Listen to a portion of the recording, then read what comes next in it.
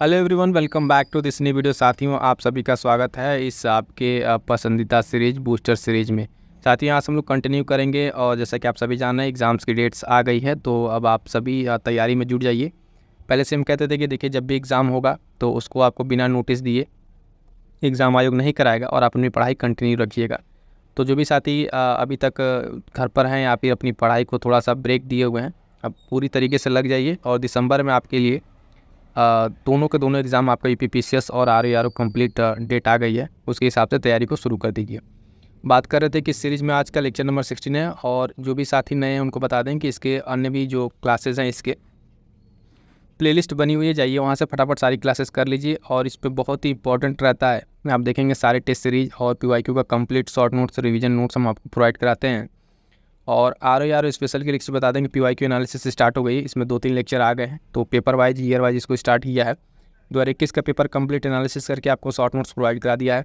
जो साथी नई क्लास देखें, क्लास को देखिए और टेलीग्राम से जुड़ के इसका शॉर्ट नोट जरूर प्राप्त कर लीजिएगा, ठीक है। और ये इसकी मैराथन क्लास है, जो लोग मैराथन क्लास कर लिए हैं उसका आप वहाँ से रिवीजन करते रहिए। बार बार मैं कहूँगा इस क्लास को आप देखते रहिएगा, यहाँ से आपके बहुत सारे प्रश्न आपको सीधे सीधे मिलेंगे, तो ये चीज़ आपके लिए बहुत हेल्पफुल रहेगी। आगे बढ़ेंगे, आज के सेशन में देखेंगे यहाँ से जो आगे अन्य महत्वपूर्ण पॉइंट्स हैं, वन बाय वन करके यहाँ से स्टार्ट करेंगे। तो देखिएगा यहाँ से पहला पॉइंट है कि बायोलॉजी का यहाँ पे पॉइंट है, जंतुओं से संबंधित कुछ महत्वपूर्ण तथ्य हैं।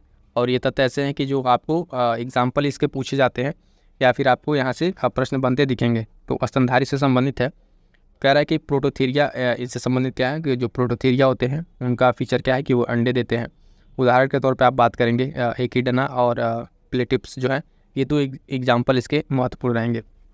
तो इस तरीके की कैटेगरी है, यहाँ से जो आपके प्रश्न बनते हैं उस प्रश्न में आप देखेंगे कि आपको जो है उदाहरण दे देता है कि निम्नलिखित में से कौन सा इस कैटेगरी का है कि नहीं, ठीक है, उस संघ का या फिर उस कैटेगरी का। तो ध्यान दीजिएगा, प्रोटोथीरिया के बारे में बात करेंगे तो ये अंडे देने वाले होते हैं और उदाहरण दो आपको यहाँ पे बता दिया है। उसके बाद से एक कैटेगरी आती है आपकी कौन सी, मेटाथीरिया की। कौन सी है, मेटाथीरिया। तो ध्यान देंगे ये जो है अपरिपक्व जो है बच्चों को जन्म देते हैं। कैसे, जो पूरी तरीके से डेवलप नहीं होते हैं बच्चे, और जो इनको ये मार्सुपियल जो नामक थैली है उसमें विकसित होने तक इसमें वो रखते हैं, यानी अपरिपक्व बच्चों को जन्म देते हैं साथियों।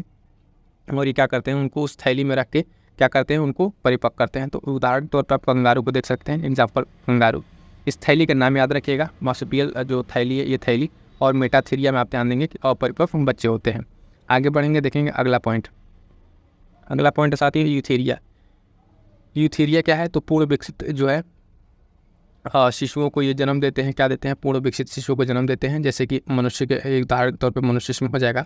और दो यहाँ पे बहुत ही महत्वपूर्ण पॉइंट है, जैसे कि एक देखेंगे स्तनधारी वर्ग में रक्त का सबसे अधिक जो है तापमान किसका होता है, तो आप देखेंगे बकरी का होता है। लगभग एवरेज जो है 39 डिग्री सेल्सियस के आसपास का तापमान होता है। तो ये पॉइंट बहुत ही महत्वपूर्ण, इसको आप ध्यान रखिएगा।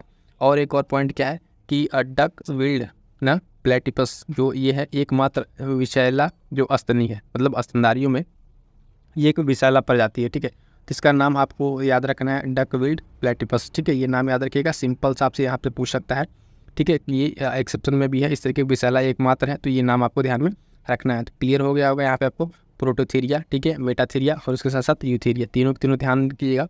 और विथ उदाहरण एग्जाम्पल के साथ आप उसको तैयार रखेंगे तो उसमें से आपको प्रश्न सीधे सीधे देखने को मिलेंगे। आगे बढ़ेंगे, देखेंगे अगला पॉइंट हमारा अर्थशास्त्र से संबंधित है, अर्थव्यवस्था से संबंधित। देखेंगे यहाँ पे कुछ महत्वपूर्ण शब्दावली, जैसे कि शब्दावली बार बार आपको न्यूज़ में देखने को मिलता है और यहाँ से आपको प्रश्न देखने को मिलता है। हालांकि इन सब का आपको ज़्यादातर यूज आपको कहाँ दिखेगा, बजट में आपको देखने को मिलेगा। तो साथी बता दें कि जो साथी बजट वाली क्लास नहीं देखें, स्पेशली बजट की क्लास, जिसमें आप देखेंगे केंद्र की बजट, ठीक है, केंद्र सरकार की बजट, उत्तर प्रदेश सरकार की बजट और बिहार सरकार की बजट, तीनों को अलग अलग क्लास लेकर उसमें कंप्लीट करा दिया गया। वहाँ से उस क्लास को अगर आप कंप्लीट कर लेते हैं तो आपका एक भी क्वेश्चन उससे बाहर नहीं जाएगा। बजट से और इकोनॉमिक सर्विस सब मिला के आपको 2 से 3 प्रश्न देखने को मिलते हैं, तो वो चीज़ आपको वहाँ से कंप्लीट कर लीजिएगा। ध्यान दीजिएगा कि यहाँ पे जो भी क्लासेस आपको प्रोवाइड कराई जा रही हैं वो क्लासेस आपकी टू द पॉइंट, आपको एग्जाम ओरिएंट है, कोई भी इधर उधर की चीज़ नहीं है। जितनी क्लासेस हैं, जितने नोट्स हैं, सारे के सारे आपके एग्जाम ओरिएंटेड है, वहाँ से आपको प्रश्न देखने को सीधे सीधे मिलेंगे। पहला इसमें पॉइंट है कि राजकोषीय घाटा। तो राजकोषीय घाटा क्या होता है, इसको समझिएगा कि जो ऋणदान है, ठीक है, ऋणदान को अगर घटा दिया जाए, कुल प्राप्तियाँ जब बजट बनता है उसमें कुछ प्राप्तियाँ होती हैं और कुछ खर्चे होते हैं, तो उस तरीके से उसमें समझिएगा कि ऋणदान को अगर हटा दें तो कुल प्राप्तियों की तुलना में जो कुल व्यय में अधिकता होती है, ठीक है, उसकी तुलना में जो कुल व्यय की अधिकता होती है वही क्या है, राजकोषीय घाटा है। राजकोषीय घाटा से पॉइंट ध्यान रखिएगा, चाहे आप सेंट्रल का बजट पढ़े, स्टेट का बजट पढ़े, इन दोनों का जो राजकोषीय घाटा रहता है वो आपको ध्यान में रखना है। तो वहाँ पे आपको बजट वाली क्लास में सारा बता दिया गया। ये करंट अफेयर्स अपडेट रहता है तो उसको आप वहाँ से कर लीजिएगा। अगला पॉइंट है राजकोषीय घाटा के बाद से बजटीय घाटा। ठीक है, बजटीय घाटा क्या होता है? तो कुल प्राप्तियाँ जो होती है साथियों, कुल प्राप्तियों की तुलना में कुल व्यय की जो अधिकता होती है वही आपका क्या है? बजटीय घाटा होगा। क्या होगा? बजटीय घाटा क्या है? तो टर्म क्लियर हो गया, कुल प्राप्तियों की तुलना में कुल व्यय की अधिकता। ठीक है, कोशिश किया जा रहा है कि छोटे से छोटे शॉर्ट्स पॉइंट्स आपको चीज़ें बता दी जाएँ ताकि आपको एक अच्छे से रिवीजन हो जाए और ये पॉइंट्स आपको एग्जाम में देखने को मिलेंगे ही मिलेंगे। अगला पॉइंट है राजस्व घाटा। बात करेंगे राजस्व घाटा की, तो ये क्या है कि राजस्व प्राप्तियों की तुलना में जो है राजस्व व्यय की अधिकता, यानी जो प्राप्तियाँ आपको हो रही हैं राजस्व से, उस प्राप्तियों में अगर आप देखें तो आपका जो खर्चा है, ठीक है, उसकी तुलना में उसका व्यय, खर्चा एक तरह से कह लीजिए, वो आपका ज़्यादा हो जा रहा है। तो वो क्या हो जाएगा? आपको उस केस में आपका राजस्व घाटा हो जाएगा। अगला है कि प्राथमिक घाटा। प्राथमिक घाटा क्या होता है साथियों? तो इसके बारे में बात करें तो ये ऋण दान को आप और ब्याज अदायगी को घटा दीजिए। क्या कर दिए? पहले वाले में तो जब राजकोषीय घाटा था तो वहाँ पे आप देख रहे थे ऋण दान को घटा रहे थे। इसमें क्या करना है? प्राथमिक घाटा के लिए ऋण दान को भी माइनस कर दीजिए और ब्याज अदायगी को भी हटा दीजिए। उसके बाद जो कुल प्राप्तियाँ बच रही हैं उसकी तुलना में कितना व्यय हो रहा है, उसकी अधिकता ही क्या है? आपका प्राथमिक घाटा है। ठीक है, प्राइमरी डेफिसिट। तो इस तरीके से सारे पॉइंट्स हैं बजट में ज़्यादातर आपको देखने को मिलेंगे और इन पॉइंट्स का आपका जो करंट अफेयर से संबंधित डेटा है वो आप वहाँ से कंप्लीट कर लीजिएगा बजट वाली क्लास से। ठीक है, लिंक डिस्क्रिप्शन में डाल दिया है, वहाँ से आप क्लास कर लीजिएगा। प्लेलिस्ट भी चेक कर लेंगे तो वहाँ से आपको क्लास मिल जाएगी।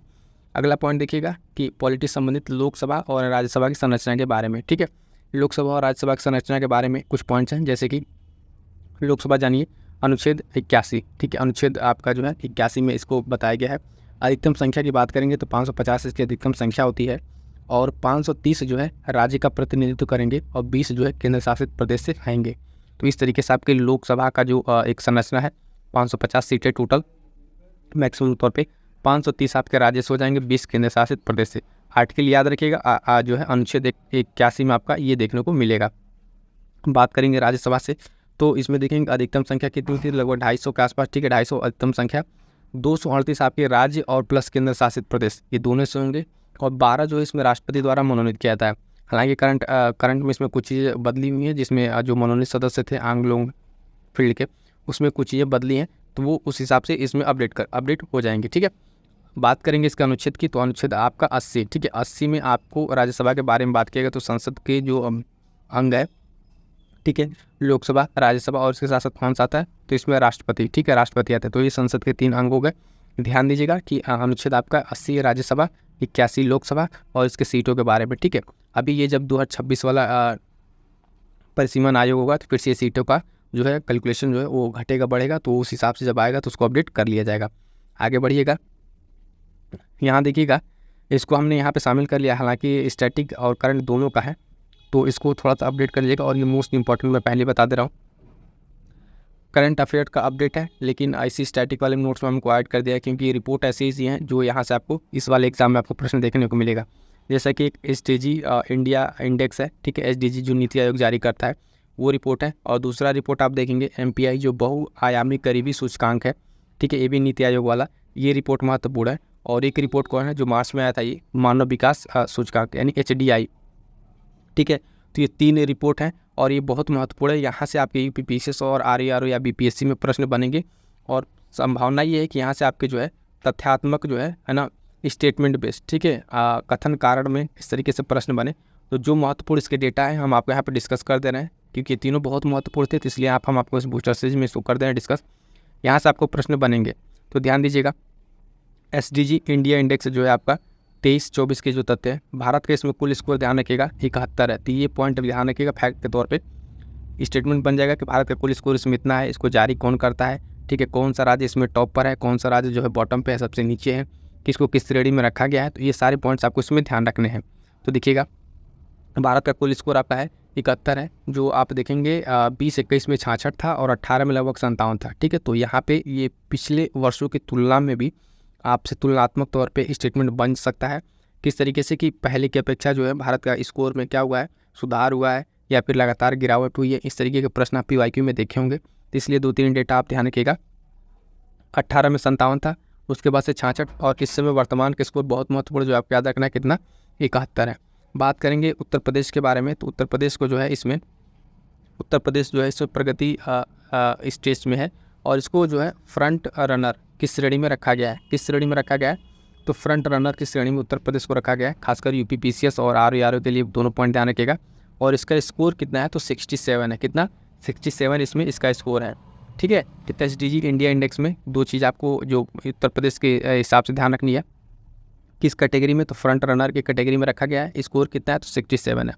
इसके साथ एक और इम्पॉर्टेंट पॉइंट क्या है कि SDG 7 जो सतत विकास आपके लक्ष्य हैं सस्टेनेबल डेवलपमेंट के, उसमें लक्ष्य 7 में जो है उत्तर प्रदेश का देश में प्रथम स्थान मिला है। किसका, देश में आपका प्रथम स्थान मिला है किस सेगमेंट में, तो SDG 7 में।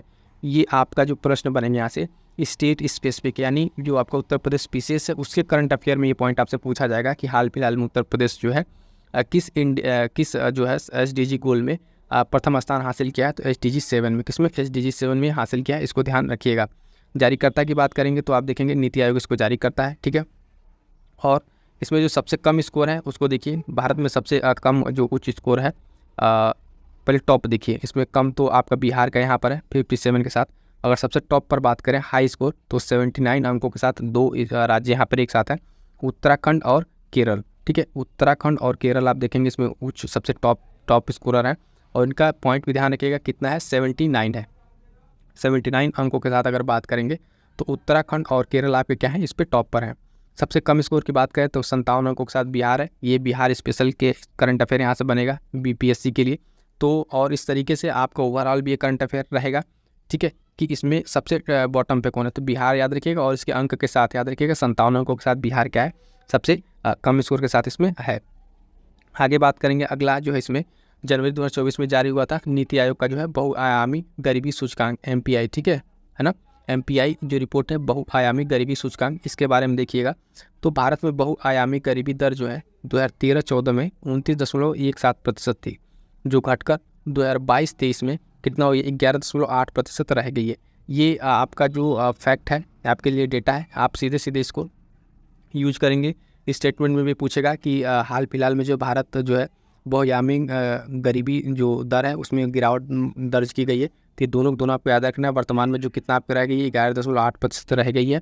ये चीज़ आपको ध्यान में रखना है। ठीक है, कितना रह गया है तो ये आपको ध्यान में रखना है। बात करेंगे कि भारत में जो है 24.82 करोड़ लोग लगभग 2022-23 में गरीबी से बाहर निकले हैं। तो ये डेटा भी आप याद रखिएगा और ये आपके जब मेल्स लिखेंगे, ठीक है, यूपी पीसीएस या बिहार पीसीएस मेल्स, तो उसमें आप ये डेटा कोट कर सकते हैं कि ये रिपोर्ट है और इस डेटा को कैसे यूज करना है। तो आप वहाँ पे इंट्रोडक्शन में या फिर कंक्लूजन में रिपोर्ट को बता सकते हैं कि भारत की स्थिति किस तरीके से सुधार हो रही है और क्या क्या रिपोर्ट में बातें आई हैं।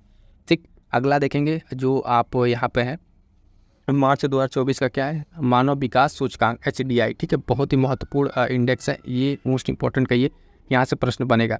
जितने आयाम पे आपके डायमेंशन पे प्रश्न बन सकते हैं वो सारा आपको यहाँ पे मेंशन कर दिया है। पहली चीज़, इसको जारी कौन करता है, तो UNDP। ठीक है, यूनाइटेड नेशन डेवलपमेंट प्रोग्राम जो है UNDP के द्वारा इसको जारी किया जाता है। ये बहुत ही महत्वपूर्ण है, किसके द्वारा जारी किया जाता है। इस बार का शीर्षक भी ध्यान रखिएगा, इस बार इसको क्या शीर्षक दिया गया है। तो पहली चीज़ हिंट कर दें कि आप देखिएगा ऑप्शन में जो सबसे बड़ा क्या कहते हैं ऑप्शन देगा वही आपका यहाँ पर रहेगा।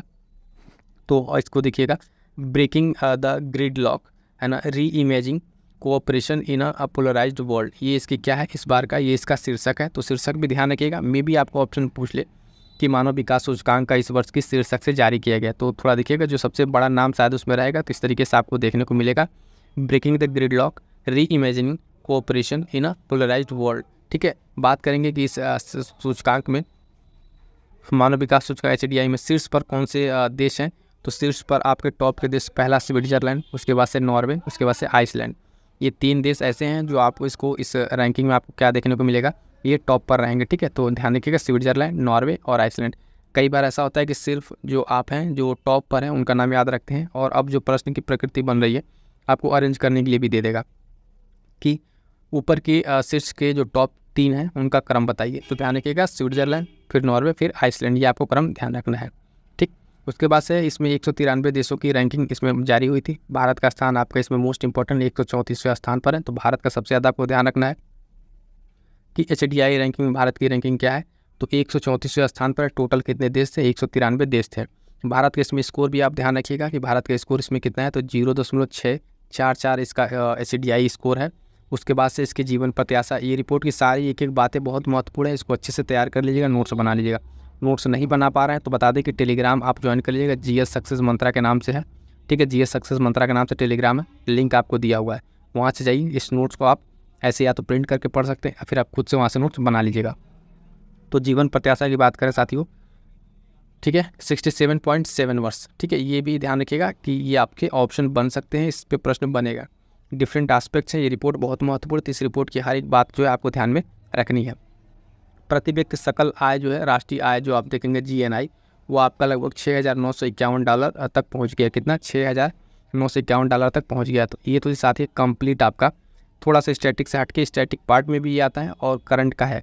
तो तीनों की तीनों रिपोर्ट आपको करा दिया और इसके सारे पॉइंट बहुत महत्वपूर्ण है। आपके जो भी एग्जाम्स हैं उस एग्जाम से आपको देखने को प्रश्न यहाँ से मिलेंगे।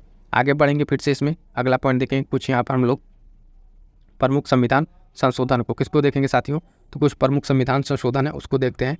हालांकि मैं बता दूं, संविधान संशोधन ये एक ऐसा महत्वपूर्ण टॉपिक है, इस पर कंप्लीट क्लास जो है, कंप्लीट क्लास हमने इस पर आपको बना के दे दिया है, जिसपे जो 1 से लेके अब तक जो 105-6 तक जितने संविधान संशोधन हुए हैं, सारे संविधान संशोधन की कंप्लीट वीडियो है, ठीक है। उस क्लास को आप जरूर कर लीजिएगा। यहाँ पर क्या है, उसमें जो कुछ सेलेक्टेड ऐसे हैं जो बहुत ज़्यादा इंपॉर्टेंट हैं, न्यूज़ में रहे हैं, उनको यहाँ पे रख लिया गया ताकि आपका एक छोटा सा रिवीजन यहाँ पे आपका हो जाए। तो ध्यान दीजिएगा, 91वां संविधान संशोधन, ठीक है। 91वां संविधान संशोधन अधिनियम, पहले तो याद रखिएगा 2003 में ये हुआ, ये चीज़ आपको ध्यान रखना है, ठीक। कब हुआ है, तो 91वां संविधान संशोधन आपका 2003 में होता है। उसके बाद से इसमें क्या क्या पॉइंट्स हैं, इसके बारे में जो इसके प्रावधान है कि केंद्रीय मंत्रिपरिषद जो है, सेंट्रल की जो मंत्रिपरिषद है, उसमें प्रधानमंत्री सहित मंत्रियों की कुल संख्या के बारे में, कुल संख्या जो है लोकसभा की कुल सदस्य संख्या के 15%, ध्यान रखिए 15% से अधिक नहीं होनी चाहिए। यही चीज़ आपका क्या होता है आपका यहाँ पे राज्य सरकार के लिए। तो राज्य सरकार के लिए क्या होगा, राज्य में मंत्रियों की कुल संख्या और CM सहित जो उस राज्य की विधानसभा के कुल सदस्य हैं उसके 15% से अधिक नहीं होना चाहिए। यानी अगर आपसे पूछे कि जो मंत्रिपरिषद में मंत्रियों की संख्या का परसेंटेज जो निर्धारित हुआ किस संविधान संशोधन द्वारा हुआ, तो 91वां संविधान संशोधन 2003 के द्वारा हुआ। इसमें एक पॉइंट और ध्यान रखना है कि जब कोई राज्य है, जैसे कोई राज्य है, उसमें मुख्यमंत्री सहित मंत्रियों की संख्या जो है, उसमें न्यूनतम संख्या भी आपको याद रखना है कि वो 12 से कम नहीं होना चाहिए। क्या होना चाहिए, 12 से कम नहीं होना चाहिए। ये पॉइंट भी आपको ध्यान रखना है, क्या नहीं होना चाहिए, जो नंबर है उसमें 12 से कम नहीं होना चाहिए। और यहाँ पे परसेंटेज की बात की गई है, क्या की गई है साथियों, परसेंटेज की बात की गई है। जो मंत्रिपरिषद है उसमें PM से क्या है 15% लोकसभा सीट की, और यहाँ पर किसी विधानसभा की जो कुल सदस्य हैं उसके 15% से अधिक नहीं होनी चाहिए। तो दोनों में 15% है, लेकिन वो अपने वो लोकसभा से है और यहाँ पे ये विधानसभा के कुल सदस्य के बारे में है। और इसमें जो अलग पॉइंट है वो ध्यान रखेंगे कि 12 से संख्या कम नहीं होनी चाहिए। अगला संविधान संशोधन बहुत ही महत्वपूर्ण, 93वां संविधान संशोधन जो है 2005 का। इसमें क्या बताया गया है, तो संविधान के अनुच्छेद 15(5), ठीक है, 15 के 5 कॉलम में ये महत्वपूर्ण रहेगा।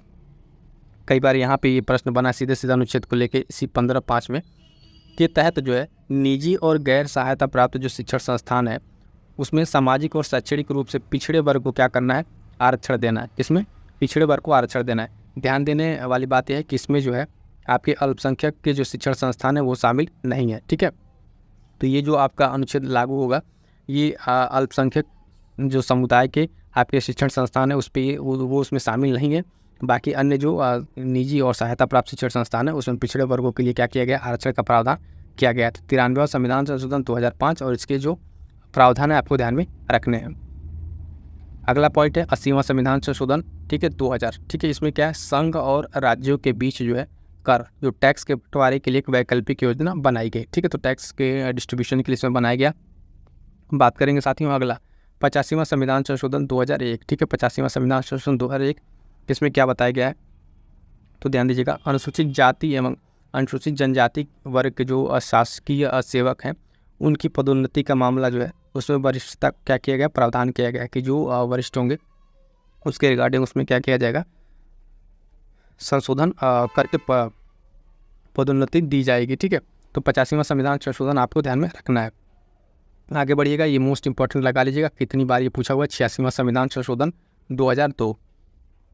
इसमें क्या प्रावधान किया गया है, तो देखिएगा अनुच्छेद जो है 21(a) के तहत जो है इसमें 6 से 14 वर्ष के समूह के बच्चों के लिए मुफ्त और अनिवार्य शिक्षा का अधिकार दिया गया। और इसको ऐड किया कि किसी मौलिक अधिकार में भी इसको लाके ऐड कर दिया गया। ठीक है, तो 86वां संविधान संशोधन 2002 ठीक किससे संबंधित है, तो बच्चों की शिक्षा के लिए, मुफ्त शिक्षा के लिए, और इसको मौलिक अधिकार में भी ऐड किया गया है। तो ये ध्यान रखिएगा, बहुत ही महत्वपूर्ण रहेगा। अगला संविधान संशोधन ठीक है, तो 97वां संविधान संशोधन अधिनियम 2011। इसमें क्या है, तो सहकारी समिति के बारे में इसमें चर्चा किया गया था। किसके बारे में, तो इसमें ये प्रावधान किया गया। इसके साथ साथ देखेंगे जो आप 9th B पार्ट है उसको इसमें आपको जोड़ा गया है इसमें संविधान संशोधन के द्वारा। और एक अलग पॉइंट ध्यान रखिएगा कि भाग 4 में भी, संविधान के भाग 4 में भी जो सहकारी समितियां हैं उनके प्रोत्साहन की बात की गई है, जिसमें 43B जो है आपका आर्टिकल 43B अनुच्छेद इससे संबंधित रहेगा। ठीक है, तो 97वां संविधान संशोधन 2011 ठीक है, सहकारी समितियों से संबंधित है। अगला है 99वां संविधान संशोधन अधिनियम 2014, महत्वपूर्ण रहेगा। क्यों, पहले इसमें जो कॉलेजियम प्रणाली थी ठीक है, उसके स्थान पर एक नए निकाय जो है राष्ट्रीय न्यायिक नियुक्ति आयोग का गठन किया गया। ठीक है, NJAC की स्थापना का प्रावधान किया गया। ठीक है, तो इसको जो बाद में है, इसको बाद में क्या किया, सुप्रीम कोर्ट के द्वारा इसको असंवैधानिक घोषित करके फिर से क्या कर दिया गया, कॉलेजियम प्रणाली को लागू कर दिया गया। तो इस वजह से चर्चा में भी था, कई बार इसको नियुक्ति को लेकर आता है। तो 99वां संविधान संशोधन आप ध्यान रखें 2014 कॉलेजियम प्रणाली से संबंधित है। ठीक, अगला है 100वां संविधान संशोधन, तो आप सभी जानते हैं 2015 में हुआ था। भारत और बांग्लादेश के बीच में क्या भूमि सीमा समझौता को लेकर ये किया गया था। ठीक है, भूमि सीमा समझौता से लेकर इससे संबंधित 100वां संविधान संशोधन 2015। बात करेंगे अगला कुछ इतिहास से संबंधित पॉइंट है, पल्लव वंश। ठीक है, तो पल्लव वंश के बारे में 2-3 पॉइंट पहले बताएं। सबसे पहले जानिए कि पल्लव वंश जो है इसके संस्थापक कौन थे, तो सिंह विष्णु थे इसके संस्थापक हैं। इसके जो प्रमुख शासक हैं उन सारे शासकों का नाम है, और जो डेट वाइज है क्रोनोलॉजिकल ऑर्डर में कई बार पूछ लेता है अरेंज करने के लिए, तो इस हिसाब से डेट थोड़ा ध्यान रखिएगा और कौन कौन से शासक कैसे आए हैं उसको ध्यान रखना है। तो पल्लव वंश के बारे में एक पॉइंट पहला बताएं, संस्थापक कौन हो गया, सिंह विष्णु। और पल्लव वंश की जो राजधानी थी वो याद रखिएगा कांचीपुरम। ठीक है, क्या है, कांचीपुरम जो है इसकी पल्लव वंश की राजधानी थी, आपको ध्यान में रखना है। 2 पॉइंट एक्स्ट्रा मैं आपको यहाँ बताया, पहला तो संस्थापक और दूसरा कांचीपुरम इसकी राजधानी। अब देखिएगा इसके जो शासक हैं कौन कौन से शासक किस तरीके से हैं, वो शासक आपको ध्यान रखना है। क्रोनोलॉजिकल ऑर्डर में कई बार पूछ लेता है कि इसको अरेंज कीजिए क्रम के अनुसार। तो पहले सबसे पहले सिंह विष्णु जो है 575 से 600 ईसा पूर्व में। ठीक, उसके बाद आते हैं महेंद्र वर्मन प्रथम, इनका जो शासनकाल है 600 से 630 ईसा पूर्व तक रहता है। उसके बाद से आएंगे नरसिंह वर्मन प्रथम। ठीक है, नरसिंह वर्मन प्रथम 630 से 668 तक। ठीक है, ईसा पूर्व तक इनका रहेगा। महेंद्र वर्मन द्वितीय आएंगे, उसके बाद से महेंद्र वर्मन द्वितीय। ठीक, इनका जो है 668 से ठीक है 72 तक रहेगा ईसा पूर्व। ठीक, उसके बाद से ध्यान रखिएगा परमेश्वर वर्मन। ठीक, परमेश्वर वर्मन फर्स्ट, नरसिंह वर्मन सेकंड, अभी नरसिंह वर्मन आया था। ठीक, इनको एक नाम देगा राजा सिंह भी इनको कहा जाता है, और परमेश्वर वर्मन सेकंड। तो ये जो क्रोनोलॉजिकल ऑर्डर है आपको सीधे सीधे क्रम के अनुसार पूछेगा, जरूरी नहीं कि सारा का सारा पूछे, इसमें से आपको 2-3 दे देगा, 3 या 4 दे दे कि पल्लव वंश के जो शासक है। अब जो प्रश्न की प्रकृति बदले उस हिसाब से मैं आपको बता रहा हूँ। कई बार तो इनसे संबंधित जो कुछ प्रमुख कार्य हैं वही पूछ लेता है, लेकिन अब जो है इस तरीके से पूछ रहा है। जैसे आप देखते होंगे लेटर मुगल वाले में कि जो डिक्लाइन ऑफ मुगल उसके बाद के जो शासक उनका क्रम पूछ लेता है। अब इसी तरीके से कुछ जो छोटे छोटे डायनेस्टीज हैं साउथ इंडिया के, उसके जो शासक उनका क्रम कई बार पूछ ले रहा है। तो इस चीज़ आपको ध्यान में रखना है। ठीक है, आगे बढ़िएगा, देखिएगा सिंधु घाटी सभ्यता का कुछ भौगोलिक विस्तार। इसमें क्या है, भौगोलिक विस्तार में क्या बताया गया है, सिंधु घाटी सभ्यता। ठीक है, इसका भौगोलिक विस्तार, तो ये महत्वपूर्ण पॉइंट है। यहाँ से क्या क्या है, तो सिंधु घाटी सभ्यता में आप देखेंगे पंजाब, सिंध जो बलूचिस्तान है, राजस्थान अपने यहाँ का, गुजरात और पश्चिमी उत्तर प्रदेश शामिल थे। तो ये सारी जगह शामिल है। और इसके कुछ जो पॉइंट्स हैं ठीक है वो ध्यान दीजिएगा। पश्चिम का जो पॉइंट सुतकांगेडोर है वो आपका पाकिस्तान में, जब आप इसको देखेंगे सिंधु घाटी सभ्यता, तो आप देखते हैं कि सिंधु नदी के आसपास फैली सभ्यता। ठीक है, तो इस तरीके से भारत में भी इसका कुछ विस्तार रहा। उत्तर में बात करेंगे तो मांडू चामुंडा आप देखेंगे जम्मू एंड कश्मीर, दक्षिण में दैमाबाद, ठीक है महाराष्ट्र, और ये आपका पूर्व में आलमगीर, ठीक है आलमगीरपुर उत्तर प्रदेश। तो ये चारों के चारों पॉइंट्स कॉर्नर आपको ध्यान में रखने हैं। किससे, सिंधु घाटी सभ्यता। सर कौन कौन से प्रांत इसमें है, ये प्रांत आपको ध्यान रखना है। बाकी ये 4 बहुत महत्वपूर्ण है, चारों पॉइंट्स कई बार एग्जाम से पूछे हुए हैं। पश्चिमी पॉइंट, पूर्व पॉइंट और उत्तर दक्षिण, चारों पॉइंट आपको जो है 4 पॉइंट आपको क्या करना है, ध्यान में रखना है। ठीक है, चारों पॉइंट अगर आप देखें, चारों पॉइंट इधर का आपका आलमगीरपुर उत्तर प्रदेश पूर्वी वाला, ये आपका मांडा जम्मू एंड कश्मीर का, आपका पश्चिम में सुतकांगेडोर पश्चिम वाला रीजन, और दक्षिण में दैमाबाद महाराष्ट्र। तो इस तरीके से जैसे बस बता दिया है किस तरीके से आपका 4 पॉइंट बनेंगे। अगला इसमें पॉइंट है कि पाकिस्तान के जहाँ मेहरगढ़ है वहाँ पे पाई गई हड़प्पा सभ्यता कपास की जो खेती है वो उसका पहला प्रमाण देखने को मिलता है। कहाँ पे? कपास की खेती का प्रमाण आपको देखने को यहाँ पे मिलता है। क्लियर है यहाँ तक? तो चलिएगा साथियों, यहाँ तक आज की जो क्लास है इसको थोड़ा सा क्लास को इतना ही रखते हैं। बाकी बहुत जल्द आपकी ये बूस्टर सीरीज कंटिन्यू रहेगी। अब यहाँ से लगातार 10-15 दिन तक इसमें बहुत सारे पॉइंट्स आएंगे। और मैं फिर से कहूँगा, इसके जो भी पॉइंट्स हैं और चैनल पर जो भी मटेरियल आपको अपडेटेड है उसको जाकर कंप्लीट कर लीजिएगा। और आपके जो भी सुझाव हैं किसी टेस्ट सीरीज को लेकर या फिर किसी टॉपिक को लेकर आप कमेंट करके ज़रूर बता दीजिएगा। और टेलीग्राम ज्वाइन जरूर कर लीजिएगा। जो बैचेज हैं उनको आप ज़रूर विजिट कर लीजिए, कौन कौन से बैचेज हैं। मिलते हैं किसी नेक्स्ट वीडियो में, तब तक के लिए थैंक यू सो मच।